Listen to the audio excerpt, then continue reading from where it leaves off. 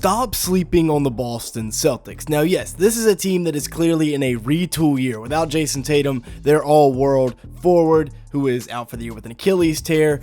But this team still has a ton of talent. I mean, Jaylen Brown, the 2023 Finals MVP, is still on the roster. Their top four guys can all go for 20 or even 30 on any given night. They've signed a couple of players like Josh Minot and Luka Garza to prove it deals. And also, I mean, there's still just a ton of talent overall on this roster. Guys like Peyton Pritchard, Sam Hauser still coming off the bench. They draft Hugo Gonzalez. The only problem right now is the big man situation. If they can address that, they're easily a playoff team in a weakened Eastern Conference. And some people are saying they're not even going to make the play-in.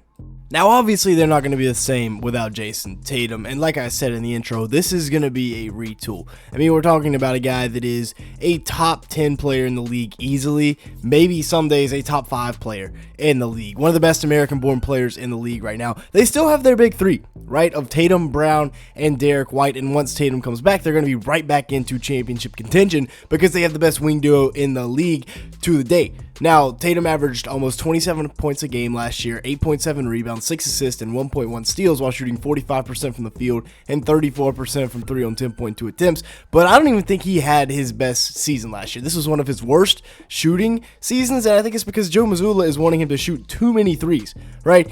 Tatum needs to get downhill. That's what he does best. He is 6'8" and 215 pounds. When he gets downhill, he is tough to stop. I mean, 7-8 threes a game would be cool. Preferably like 6-7. Whoa. But 10.2 attempts a game is too much from 3 for Jayson Tatum. Now, next year, they will still have Jaylen Brown. Like we said, Jaylen Brown is probably going to have the best season of his career next year just because he's not going to be under the shadow of Jayson Tatum. It's going to be his team for the first time ever, and maybe the last time ever as well if he stays with Jayson Tatum for the rest of his career. But 22 points a game, 6 rebounds, 4.5 assists as a second option while shooting 46% from the field is fantastic. I know he only shoots 32% from 3, which is not great, and he didn't have a great playoff run, but he had pretty bad knee problems like a partially torn meniscus that needed to be addressed in the offseason. But this is still the 2023 NBA Finals MVP. He still has a ton of talent and is without a doubt the most talented player on this team.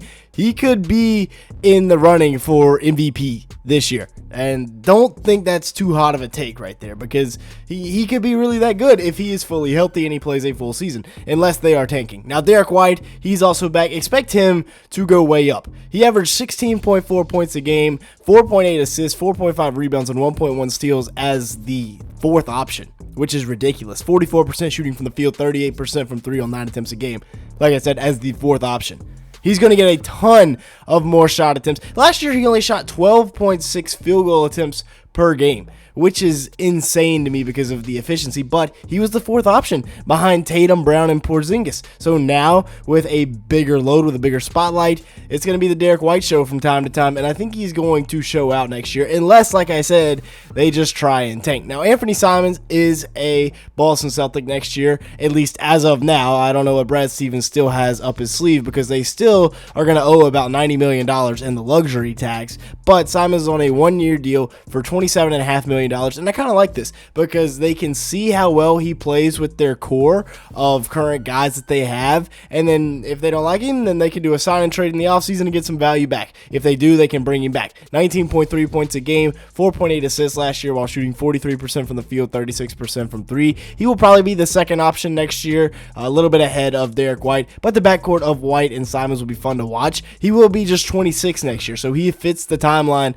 of Tatum and Brown, who are 29 and 27 next year respectively, and I really like Simons. I like that addition, right? Getting off of Drew Holiday's 4-year contract in exchange for a 1-year expiring deal. Then Sam Hauser here, who is on not the best contract in the world either, but he's going to be back next year. Peyton Pritchard, I hope they just give him the green light and let him cook because that would be a ton of fun to watch. An unleashed Peyton Pritchard. Like I said, there's still a ton of talent on this Celtics team. They're definitely not the juggernaut that they once were, but there's still a ton of talent, and they're also going to have some room for development this year. Baylor Shireman is a guy that I hope can develop. However, he has had a wretched summer league. He has not been able to hit a shot in the summer league. His efficiency has been rough. He averaged 3.6 points, 2.1 rebounds, and 1.5 assists per game last year in 12 minutes a night, while shooting 36% from the field and 32% from three. But there was a glimmer of hope over the last 16 games where he averaged 6.5 points a game and 3 rebounds in 18 minutes. And the Celtics went 14-2 over that stretch, and he shot 41% from the field and 37% from three. However, that's still not exactly good, right? 6.5 points a game.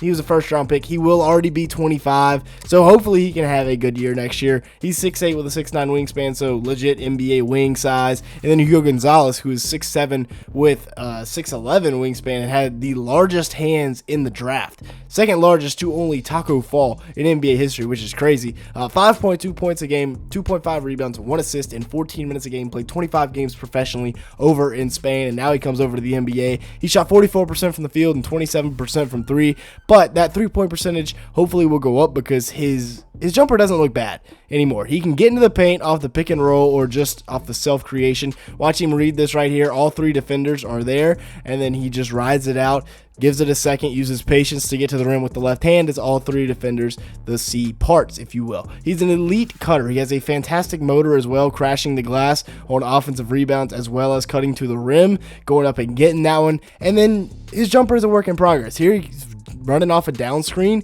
and knocks it down really like that. So hopefully Hugo Gonzalez or Baylor Shireman, one of the two, can be a long-term backup 3 option. And then they bring in Josh Minott and Luka Garza. And I like both of these deals. Both are prove-it deals pretty much. And if they do prove it, then they can come back next year on a really cheap contract. Minott's 22, played 49 games last year for the Wolves, averaged 2.6 points a game, shot 49% from the field. And this is really just an upside swing right here if you're the Boston Celtics and Brad Stevens. We're talking about a guy that's 6'9 with a 7-foot wingspan that can come in, and if he plays well, if he shows improvement in his added playing time, then he's going to be back next year and part of the rotation. If not, then, he's gone because it's a 1+1 deal. He proved he didn't belong in the G League, averaging 22 points a game, 6.4 rebounds, 4.3 assists, and 1.5 steals on 51% shooting from the field, which is a really, really solid stat line. And then per 36, he wasn't bad either in the NBA, where he averaged 15.5 points, 6.3 rebounds, 2.3 assists, 2 steals, and 1.6 blocks.